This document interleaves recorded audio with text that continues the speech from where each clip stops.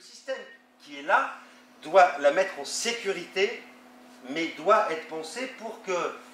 C'est quoi? Est-ce que c'est du dur dans le sens des matériaux durs, ou est-ce que c'est un matériel qui peut se plier, etc. Donc tout ça, c'est à penser.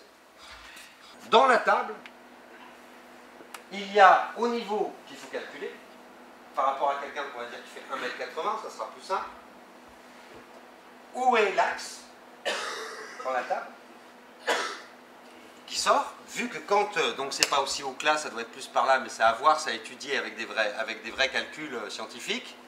Où est l'axe qui va prendre, qui va lâcher le câble et qui va pouvoir la tenir?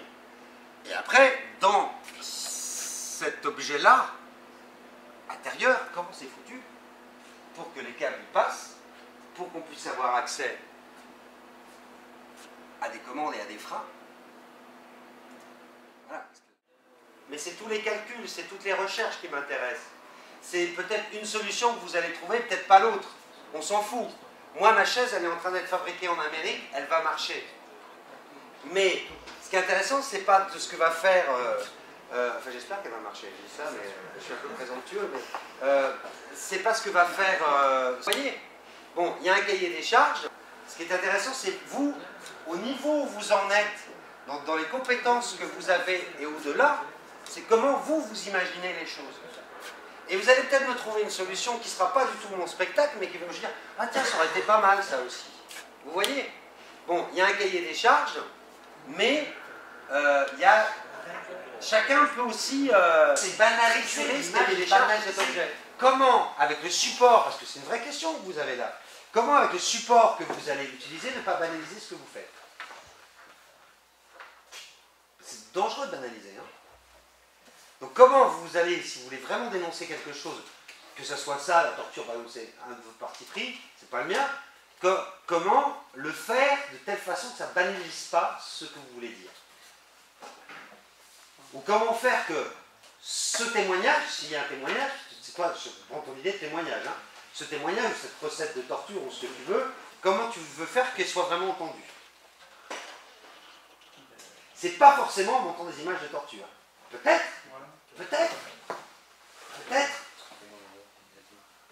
Ou ça peut être l'inverse, ça peut être un mec qui te dit une recette de cuisine, et sur la recette de cuisine, tu vois des images de gens torturés, quoi. Là, tu flippes totalement. C'est encore différent. Tu vois, ça peut être... Posez-vous la question de ce qu'est-ce que vous voulez faire vraiment. Parce que si effectivement c'est pour faire prendre conscience de l'horreur, de la capacité de... Vous prenez simplement les témoignages. Vous allez sur Guantanamo. Vous prenez les témoignages des gens qui ont été torturés à Guantanamo, mais ça va vous faire gerber, quoi.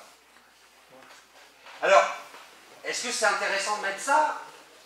Ou est-ce que ça va... Si tu mets ça, ces témoignages-là, qu'est-ce que tu en fais pour que, effectivement, ça apporte quelque chose?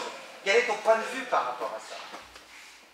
Parce qu'effectivement, c'est comme moi, quand je suis allé chercher des témoignages de femmes pour mon souterrain à Nuremberg, j'en ai eu une centaine de témoignages. Puis il y en a un qui m'a dit, tiens, celui-là, il m'a intéressé. Tu vois, je dis, bon, c'est aussi ça, il faut que vous réfléchissiez de qu'est-ce que vous voulez dire en montrant ça. Parce que bon, si c'est juste pour dire, bah, la torture, oh là là, c'est horrible, oui, d'accord.